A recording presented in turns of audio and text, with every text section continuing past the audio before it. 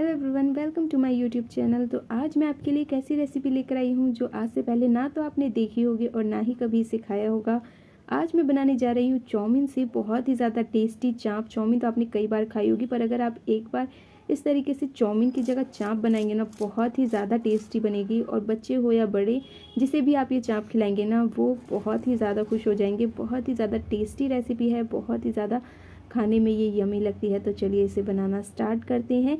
और इसे बनाना ना बहुत ही ज़्यादा आसान है, मेहनत भी नहीं लगेगी और बहुत ही ज़्यादा टेस्टी रेस्टोरेंट स्टाइल रेसिपी है ना बनकर तैयार हो जाएगी। तो चलिए इसे बनाना स्टार्ट करते हैं। तो सबसे पहले ना हम नूडल्स को बॉईल करेंगे।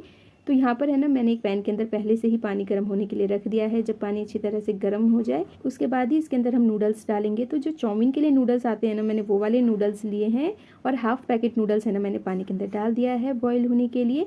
नूडल्स को हमें बस 70% तक ही पकाना है, ज़्यादा नहीं पकाना। तो आप है ना इस तरह से उंगलियों से चेक कर सकते हैं।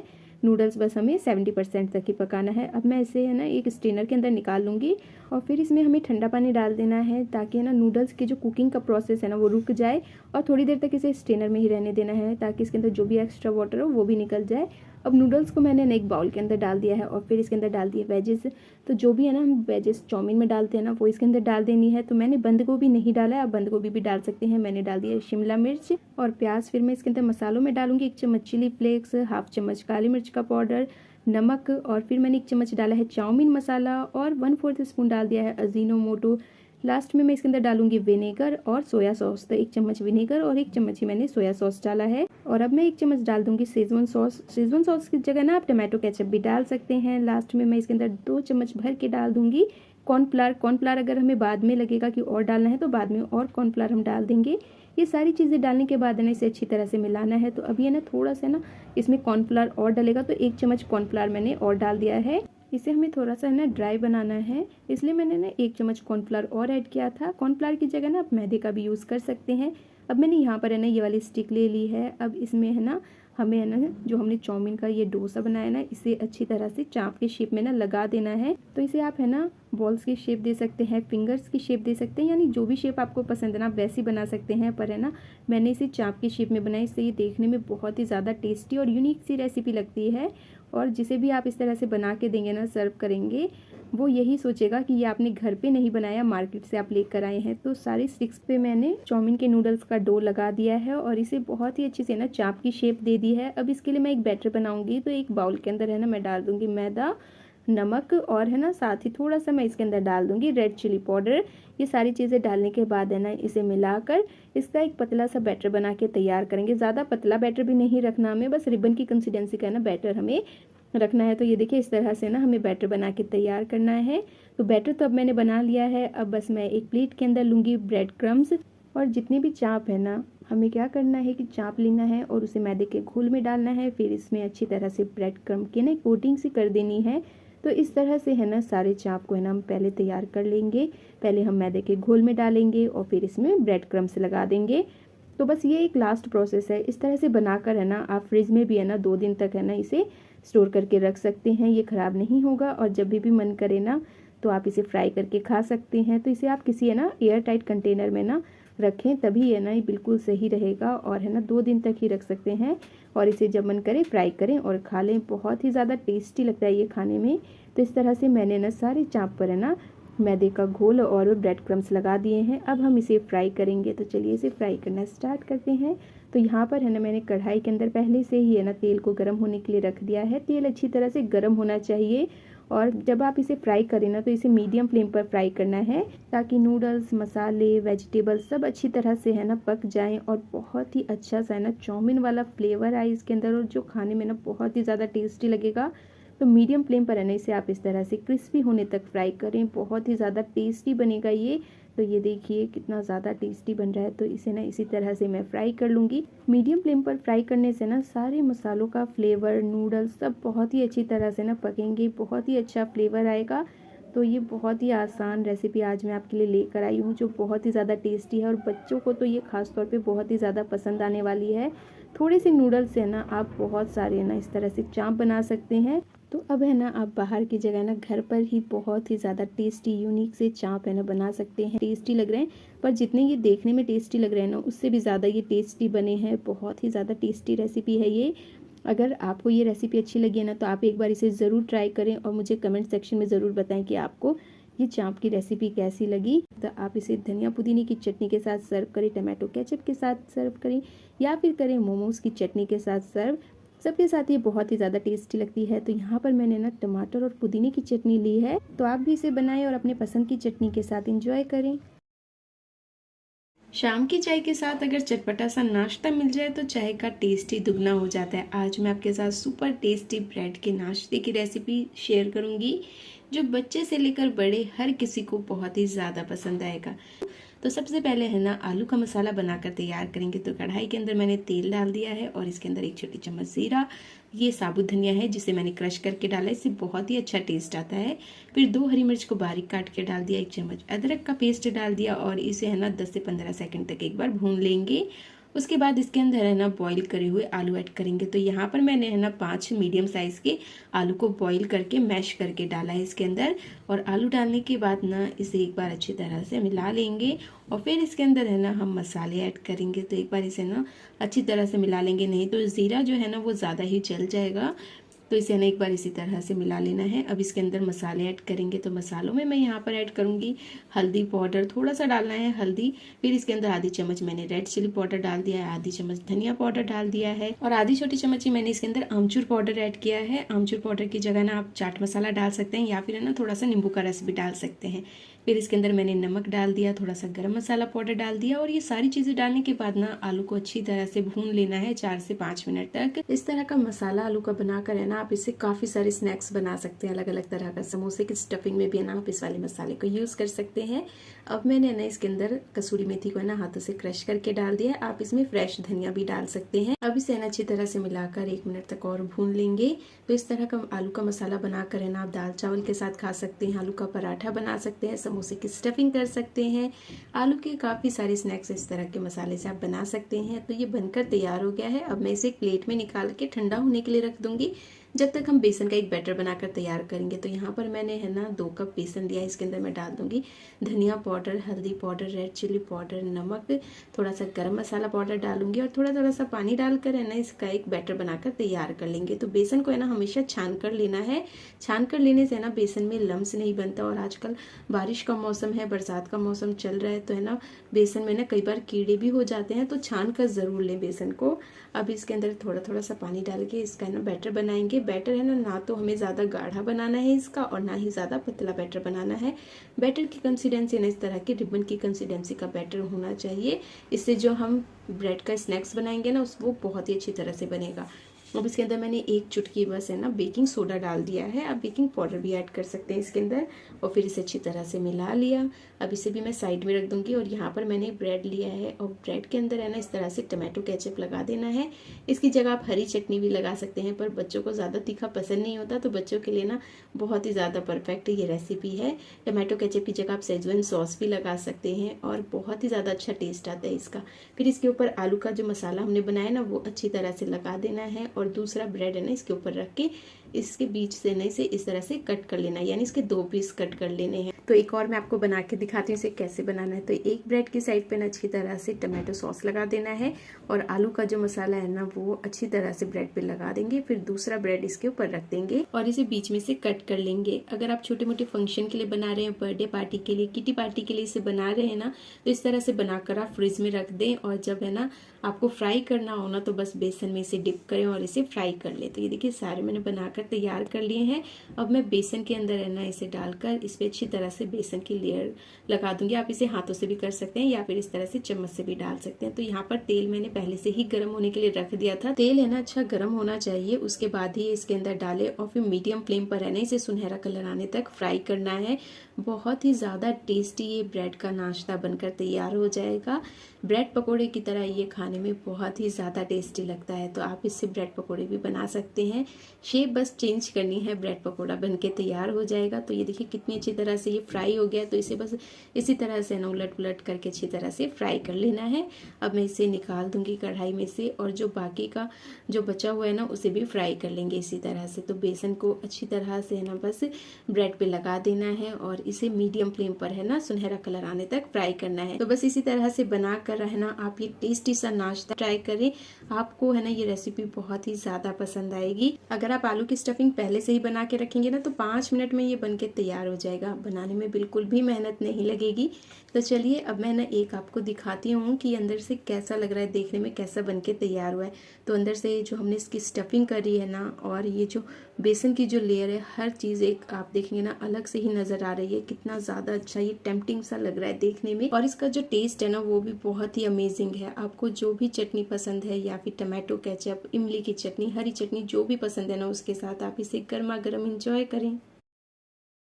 मैं आपके लिए 2 बिल्कुल अलग तरह के पकोड़े की रेसिपी लेकर आई हूँ, जिसे आप एक ही बैटर से बनाकर तैयार कर सकते हैं। तो चलिए इसे बनाना स्टार्ट करते हैं। तो सबसे पहले मैंने यहाँ पर 2 आलू लिए हैं। आलू के पकोड़े सबके ऑल टाइम फेवरेट होते हैं, खाने में भी टेस्टी लगते हैं और बनाना भी बहुत ही ज़्यादा आसान होता है। तो यहाँ पर मैंने 2 आलू लिए हैं और इसका है ना छिलका हटा लिया है। आलू को है ना मैं इस तरह से लंबे लंबे पीस में ना कट कर लूँगी। तो इस तरह से है ना हमें ज़्यादा पतला नहीं काटना है इसे, और ना ही ज़्यादा मोटा रखना है। तो बस इस तरह से इसे काट लेना है।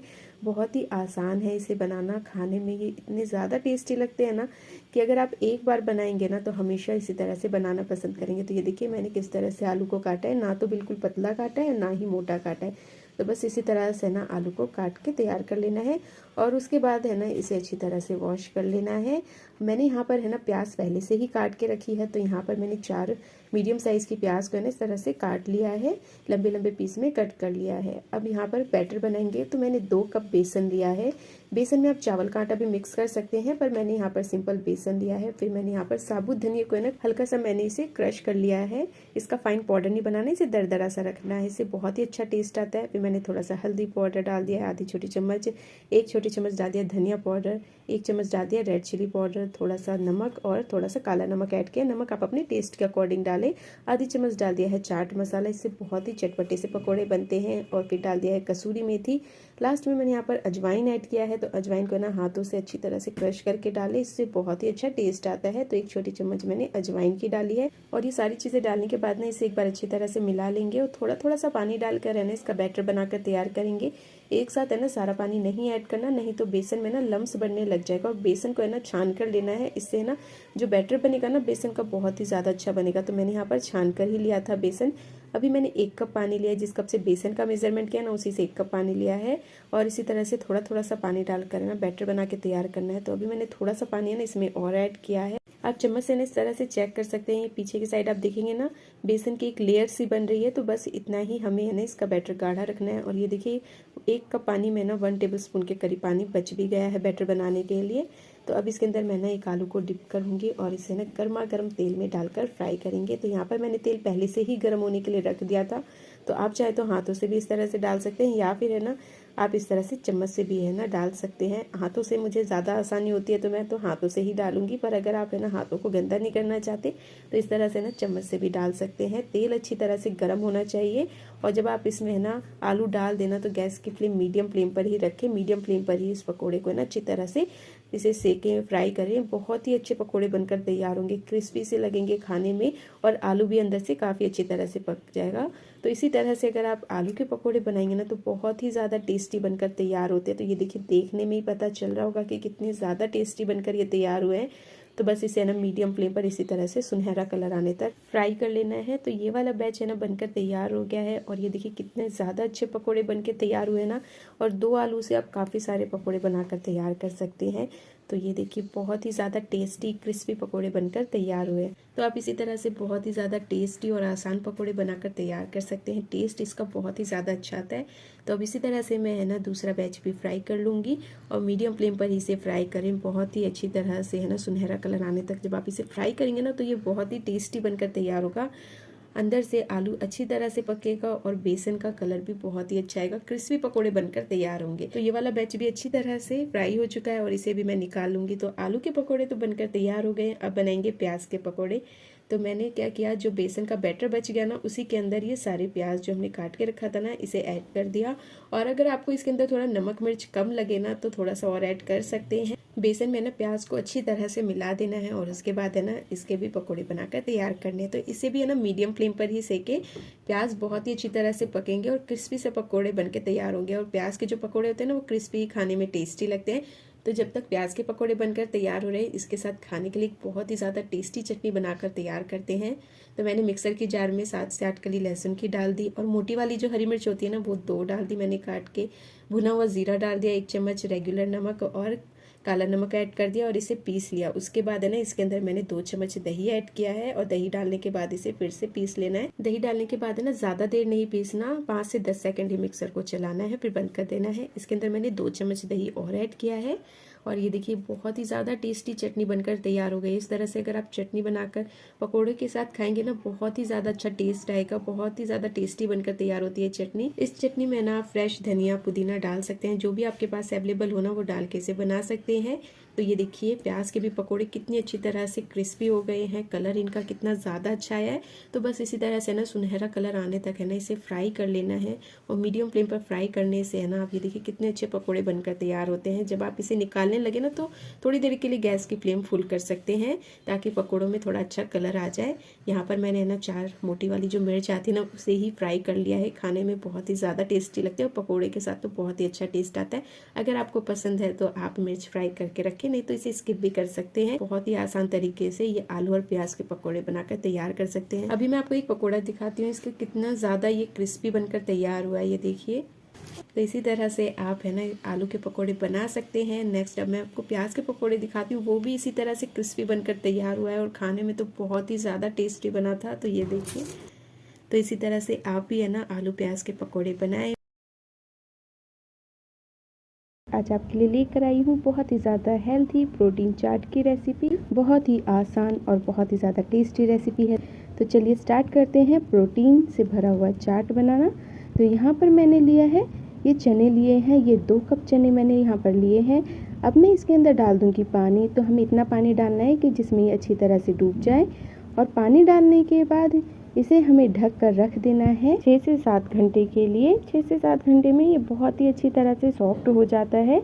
तो अब मैं इसे ढक के रख दूँगी। और आप जिस भी बर्तन में चने को भिगो कर रखें, वो बर्तन बड़ा यूज़ करें, क्योंकि जब ये सॉफ्ट हो जाता है तो इसकी क्वांटिटी दुगनी हो जाती है। अगर आप छोटे बर्तन में भिगोएंगे तो ये अच्छी तरह से सारे चने जो है सॉफ्ट नहीं होंगे। तो ऊपर के सॉफ्ट हो जाएंगे, नीचे के बिल्कुल सॉफ्ट नहीं होंगे। तो आप है ना इसे देखिए 7 घंटे बाद देखिए बहुत ही अच्छी तरह से सॉफ्ट हो गया। आप इसे इस तरह से अंगूठे से भी चेक कर सकते हैं। अंगूठे से ये 2 पीस इसके बहुत ही आसानी से हो जाते हैं। तो इसका मतलब ये बहुत ही अच्छी तरह से सॉफ्ट हो गया है। अब इसका सारा पानी हमें निकाल के हटा देना है। और फिर मैं लूँगी एक कपड़ा। तो मैंने यहाँ पर एक कॉटन का कपड़ा लिया है। तो आप कोई भी है ना चुन्नी ले सकते हैं या कोई भी साफ़ कपड़ा ले लें और उसके अंदर इसे डाल दें और फिर इसे अच्छी तरह से पैक कर दें। इसकी पोटली सी बना दें और इसे बांध दें और इसे फिर टांग के रखना है। कहीं पर भी आप अपने किचन में कहीं पर भी इसे टांग कर रख दें, ताकि जो भी इसका एक्स्ट्रा पानी है वो भी निकल जाए और इसके अंदर जो रूट है वो बहुत ही आसानी से, जो अंकुरित जिसे कहते हैं ना, अंकुरित होना, तो वो बहुत ही आसानी से हो जाए।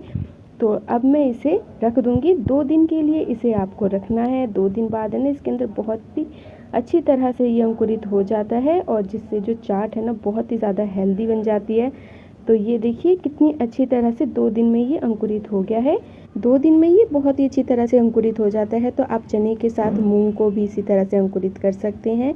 और आप ये देखेंगे चने की एक एक दाने को आप देखेंगे ना अच्छी तरह से वो अंकुरित हुआ है। आप देखेंगे कितनी अच्छी तरह से ये अंकुरित हो चुका है।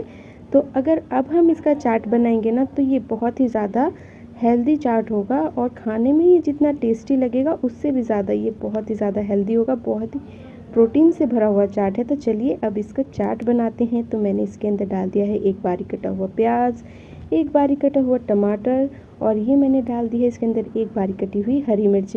और फिर मैं इसके अंदर डालूंगी ये बारीक कटा हुआ पुदीना। तो आप है ना पुदीने की जगह धनिया भी यूज़ कर सकते हैं। फिर मैं इसके अंदर डालूँगी थोड़ा सा काला नमक और थोड़ा सा रेगुलर नमक जो हम घर में डेली यूज़ करते हैं। तो नमक की क्वांटिटी आप अपने अकॉर्डिंग कम ज़्यादा कर सकते हैं। थोड़ी सी मैंने रेड चिली पाउडर डाला है और फिर मैं इसके अंदर डाल दूँगी चाट मसाला और लास्ट में इसके अंदर डालेंगे नींबू का रस। तो है ना, आप अपने टेस्ट के अकॉर्डिंग इसके अंदर मसाले ऐड कर सकते हैं, कम ज़्यादा कर सकते हैं। अब इसे अच्छी तरह से मिलाना है। अगर आप ये चाट बच्चों के लिए बना रहे हैं तो इसके अंदर आप हरी मिर्च को स्किप कर सकते हैं, उसकी जगह सिर्फ रेड चिली पाउडर ही डाल सकते हैं या फिर उसे भी स्किप कर सकते हैं। उसके बिना भी ये बहुत ही ज़्यादा टेस्टी लगता है खाने में। तो इसे अच्छी तरह से मिलाना है और उसके बाद बनकर तैयार हो जाएगा बहुत ही ज़्यादा टेस्टी हेल्थी प्रोटीन चाट बनकर तैयार है। तो इसी तरह से चने का ये प्रोटीन से भरा हुआ चाट बनाएं और इसे सर्व करें। इसे आप सुबह के नाश्ते में, शाम के नाश्ते में सर्व कर सकते हैं। बहुत ही ज़्यादा खाने में ये टेस्टी लगता है और बहुत ही हेल्दी रेसिपी है। आज आपके लिए लेकर आई हूँ पार्टी वाले टेस्टी स्नैक्स। आप घर पर कैसे बनाएं, बहुत ही आसान रेसिपी है और इस तरह के स्नैक्स बनाकर आप फ्रिज में भी स्टोर करके रख सकते हैं और जब मन करे फ्राई करा और इसे खा लिया। बहुत ही ज़्यादा टेस्टी लगते हैं ये खाने में। तो इसे कैसे बनाना है, बहुत ही आसान रेसिपी आज मैं आपके लिए लेकर आई हूँ। तो चलिए बनाना स्टार्ट करते हैं। तो इसके लिए मैंने यहाँ पर 2 बॉईल करे हुए आलू लिए हैं। आपको जितना बनाना है ना, आप अपने अकॉर्डिंग उसकी क्वांटिटी रख सकते हैं। तो मैंने यहाँ पर 2 बड़े साइज़ के आलू लिए हैं जिसे मैंने बॉईल कर लिया है। अब मैं उसे अच्छी तरह से मैश कर लूँगी और उसके बाद मैं इसके अंदर डाल दूँगी 2 चम्मच अरारोट। अरारोट की जगह आप कॉर्नफ्लावर भी डाल सकते हैं इसके अंदर। और फिर मैं इसके अंदर 1 चम्मच है ना बेसन डाल दूँगी। उसके बाद इसके अंदर मैं ऐड करूँगी 1 चम्मच तिल। तो तिल के साथ साथ आप बहुत सारी चीज़ें इसमें ऐड कर सकते हैं, वो मैं भी बताऊंगी आपको। इससे पहले मैं इसके अंदर मसाले डाल दूंगी। तो मैंने डाला है रेड चिली पाउडर, काली मिर्च का पाउडर, चिली फ्लेक्स और साथ ही मैंने इसमें नमक ऐड किया है। तो मसाले मैंने बहुत ही सिंपल रखे हैं और बहुत ही ज़्यादा टेस्टी लगेंगे खाने में। आपने पार्टी में देखा होगा ना, इस तरह के स्नैक्स है ना मिलते हैं जो बहुत ही ज़्यादा टेस्टी लगते हैं खाने में। तो ये उसी की तरह आज हम बनाएंगे। तो इसके अंदर है ना, मैंने आपको बताया था ना, इसके अंदर आप और भी चीज़ें ऐड कर सकते हैं। जैसे आप इसके अंदर है ना हरी मिर्च डाल सकते हैं, धनिया डाल सकते हैं या फिर और वेजिटेबल्स ऐड कर सकते हैं। तो ये सारी चीज़ें डालने के बाद इसे अच्छी तरह से मिलाकर मैंने इस तरह से डो बना के कर लिया है तैयार। और डो बनाने के बाद है ना, मैं पार्टी वाले स्नैक्स की तरह ही है ना इन्हें शेप दूंगी। तो ये देखिए मैं इस तरह के शेप का इसे बनाऊंगी। आप इसे ना गोल गोल से बॉल की भी शेप दे सकते हैं। तो ये आप अपने अकॉर्डिंग है ना बना सकते हैं, जैसे भी आपको शेप देनी है। उसके बाद इस पर है ना मैं तिल लगा लूँगी। तो तिल लगाने के बाद फ्राई करने से नहीं, बहुत ही ज़्यादा टेस्टी लगेगा खाने में। तो आप है ना इस तरह से बना के है ना इसे 3 से 4 दिन तक इसी तरह से बना के किसी भी एयर टाइट कंटेनर में डालकर फ्रिज में रख सकते हैं और जब मन करे फ्राई करके खा सकते हैं। तो एक तरीका तो ये हो गया। एक और तरीका है, उससे आप है ना इसे 7 से 8 दिन के लिए स्टोर करके रख सकते हैं। तो वो मैं अभी बताऊंगी। तो सबसे पहले अभी हम क्या करेंगे कि तेल है ना अच्छी तरह से मैंने यहाँ पर पहले से ही गर्म होने के लिए रख दिया था। और तेल जब अच्छी तरह से गर्म हो जाए उसके बाद मैं इसके अंदर ये स्नैक्स डाल दूंगी जो मैंने अभी बनाया है और इसे है ना हम फ्राई कर लेंगे मीडियम फ्लेम पर। तो ये देखिए बहुत ही ज़्यादा टेस्टी स्नैक्स बनेंगे। तो जो दूसरा तरीका है ना जिसमें आप इसे 7 से 8 दिन के लिए स्टोर करके रख सकते हैं, उसके लिए आपको क्या करना है कि कढ़ाई में जब आप इसे फ्राई करें ना, तो ज़्यादा फ्राई नहीं करना, ज़्यादा से ज़्यादा बस 1 से 2 मिनट तक हल्का सा फ्राई करके उसे तेल में से निकाल लेना है। और फिर उसे आप किसी भी एयर टाइट कंटेनर में डालकर 7 से 8 दिन के लिए यानी लंबे समय के लिए स्टोर करके रख सकते हैं। और जब आपको खाना है तो फिर आप फिर से उसे अच्छी तरह से फ्राई कर लें और आप उसे खा सकते हैं। तो ये दोनों तरीके हैं, इससे आप बहुत ही ज़्यादा टेस्टी स्नैक्स बनाकर तैयार कर सकते हैं। तो अब मैं ना गैस की फ्लेम मैंने थोड़ी सी फुल कर दिया और फुल फ्लेम पर रहने से अच्छी तरह से सुनहरा कलर आने तक फ्राई कर लिया। तो आप ये देखेंगे ना बहुत ही ज़्यादा टेस्टी पार्टी वाले स्नैक्स है ना घर पर बन के तैयार हो गए हैं। तो ये पार्टी वाले स्नैक्स हैं, मक्केन वाले स्नैक्स हैं जो आप घर पर बहुत ही कम चीज़ों में और बहुत ही आसान तरीके से बना सकते हैं। तो अगर आपको मेरी ये वीडियो अच्छी लगी है तो मेरे चैनल को लाइक, शेयर, सब्सक्राइब करना ना भूलें और बेल आइकन को ज़रूर दबाएं ताकि आने वाली वीडियोस की नोटिफिकेशन आपको सबसे पहले मिले। तो ये टेस्टी सेव मक्केन वाले स्नैक्स, पार्टी वाले स्नैक्स बनकर तैयार है। तो आप इसे हरी चटनी या लाल चटनी के साथ एंजॉय करें।